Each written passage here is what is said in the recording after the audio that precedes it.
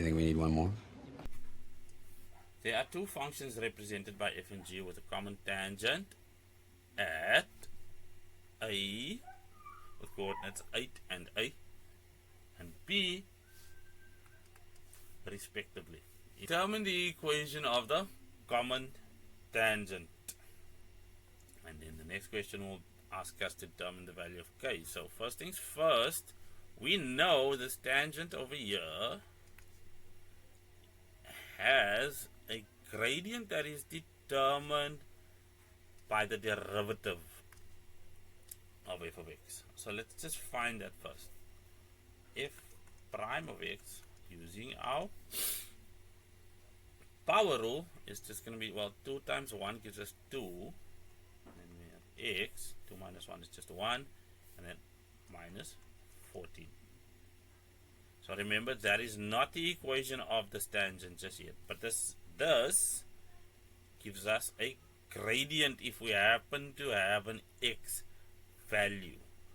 So what we are looking for is f prime of 8, because we happen to have the x value at the point of contact.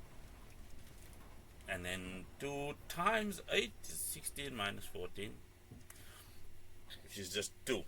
Now the next thing we need if we want this equation is the actual point of contact coordinates, and we still need that coordinate. Luckily we have an x value which is 8 as well, so we'll substitute it into f of x. So f of 8, which is the y value we need, is equal to, well, 8 whole squared minus 14 times 8 plus 43, and that, if you'll believe it, is equal to negative 5. We'll then take that and punch it into y is equal to mx plus c, which means our point of contact, of course, is 8 and minus 5. So using that, we'll have minus 5 is equal to, what's the gradient? M. That's just 2. What's the x value we're working with? That's just 8 plus c. Therefore, our c value is equal to negative 21. And the equation that they want from us is y is equal to 2x minus 21. So first things first, we know the gradient of this tangent because it touches over here. That gradient is equal to 2. But that gradient is also going to need to equal g prime of x, which we can get if we take our first derivative over here, which is just going to equal, well, minus 2x plus 10.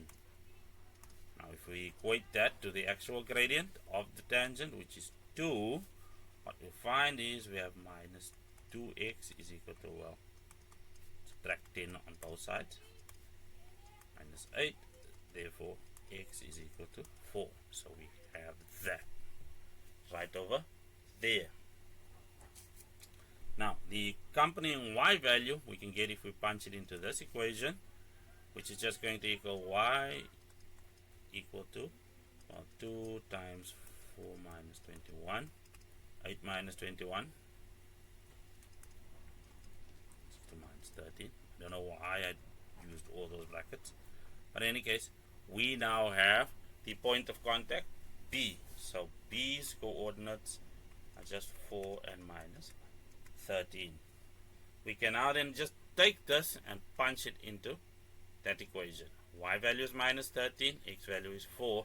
That should reveal the value of k. So if we switch up our color game, once more we'll have that minus 13 is equal to minus 4 all squared plus 10 times 4 minus 19 plus k, which leads us to minus 13 being equal to 5 plus k, and then k obviously has the value of negative 18. So we subtract 5 from both sides. That's what reveals itself to be true and zeroes out. I think that's as simple as that's going to be. Why did I stumble and struggle over there? It is done.